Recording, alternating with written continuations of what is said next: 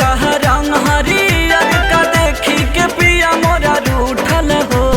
कैसन कलर वाला गवला ये देवरू अभी ले नहीं छूटल हो।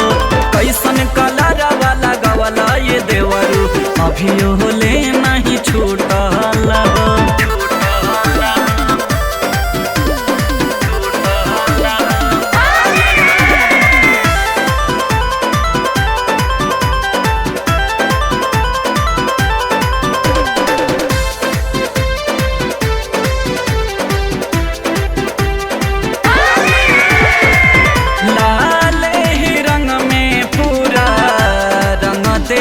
कपड़ा जाना तानी बोलब ज्यादा हो जाइल फाड़ा, हो जाइल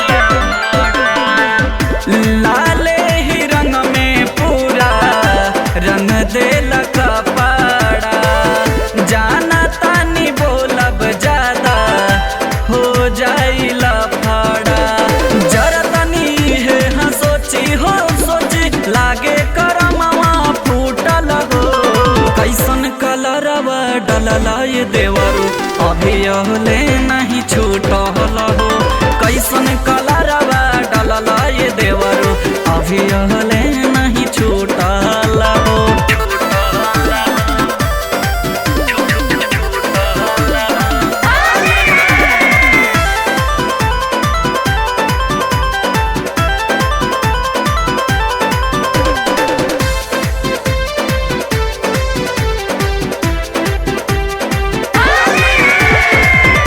राजन अमित विवेक बेरी बेरी रोकले।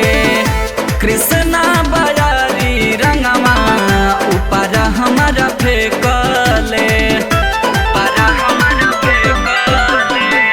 राजन अमित विवेक बेरी बेरी रोकले। कृष्णा बजारी रंगमा ऊपर हमारा फेंकले। कहले कि पंकज सुनाए भौजी सगरो या बिरिया उड़ल हो।